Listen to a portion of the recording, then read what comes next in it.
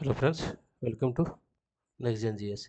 सो इसमें हम डिस्कस करेंगे जो जीएस पढ़ते हैं तो हम किस तरीके से जीएस पढ़ने का एक तरीका क्या होना चाहिए, एक इंटीग्रेटेड अप्रोच क्या होता है। जैसे कि हम आपको दिखाते हैं क्लाइमेट चेंज है, climate change, economy, geography, monsoon, उस सब का क्या इंटर रिलेशन है, क्या इंटरलिंकिंग थिंक है। जैसे कि देखो, इंटरलिंकिंग क्या होता है।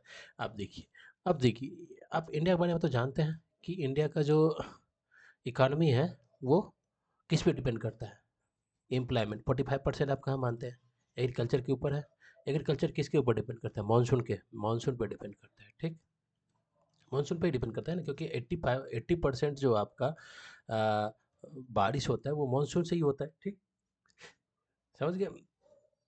अब जब मानसून आप पढ़ते हो तो मानसून में क्या क्या क्या चीज़ ज़रूरत होता है। मानसून के अंदर ये हो गया इंडियन ओशियन। मानसून के लिए क्या क्या ज़रूरत होना चाहिए कि भाई ओशियन के अंदर एक नेचुरल कंडीशन है वो रहे। ठीक है, नेचुरल कंडीशन डेवलप हो।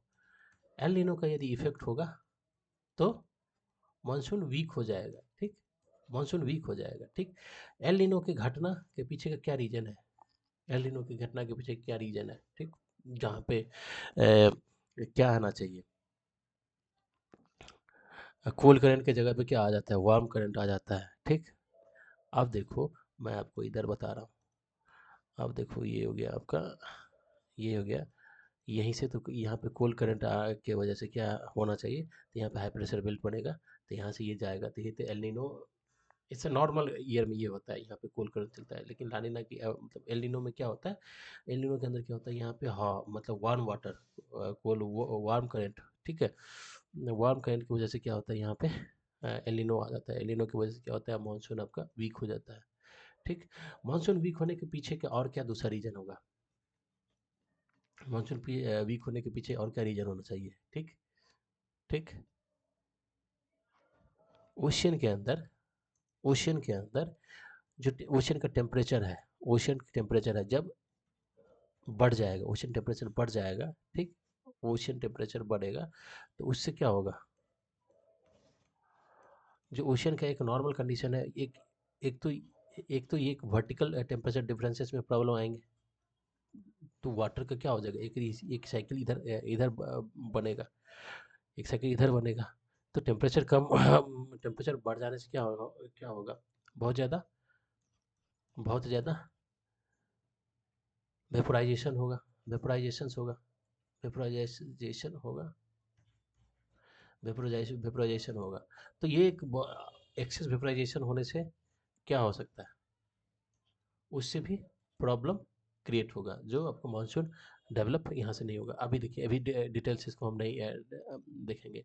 आप देखिए ओशन का टेम्परेचर किससे बढ़ता है, इंडस्ट्री से बढ़ता है, इंडस्ट्री पॉल्यूशन से बढ़ता है, इंडस्ट्रियल पॉल्यूशन से बढ़ता है। ठीक, उसके बाद किससे बनता है, जो ओशन के अंदर आप जो अभी जो जितने भी ट्रांसपोर्टेशन होता है इसकी वजह से भरता है। ठीक, उससे क्या होगा, मानसून आपका वीक हो गया, मानसून वीक होगा, मानसून वीक होगा तो क्या होगा, 45% आपकी डिपेंडेंसी इसके ऊपर है। ठीक, ठीक, 45 डिपेंडेंसी इसके ऊपर है। तो किसान तो ये लोगों का क्या होगा, इनकम नीचे चला जाएगा, इनकम नीचे जाएगा, इनकम नीचे जाएगा, इनकम नीचे जाएगा तो जो मार्केट के अंदर जो डिमांड है वो कम होगा, डिमांड कम होगा। तो जो आरबीआई है उसकी मॉनेटरी पॉलिसी किस तरह की होगी, टाइट मनी पॉलिसी होगी कि हॉकिश मनी पॉलिसी, किस तरह का होगा। ये मार्केट में पैसा देगा ना, क्योंकि मार्केट के अंदर डिमांड नहीं है अभी। तो ये तो मार्केट में क्या करेगा, पैसा देगा। तो इसके लिए क्या करेगा, रेपो रेट को कम करेगा, रेपो रेट को कम करेगा। ठीक, दूसरा यदि एक एक ये चीज़ हो गया।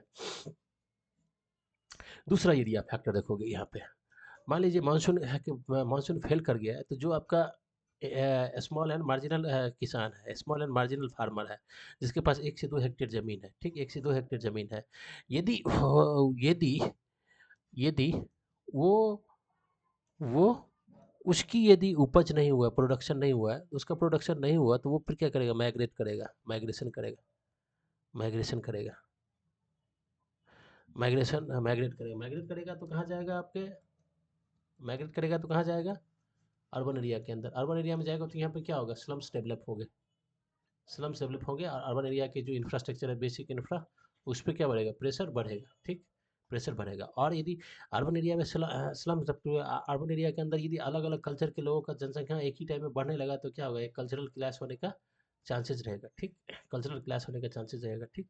अर्बन एरिया में क्या एक सिक्योरिटी का प्रॉब्लम हो सकता है, क्योंकि यदि अर्बन एरिया में ये लोग आए हैं, मान लीजिए, I am not indicating those particular person, but it is just arise a situations because of this failure of monsoon।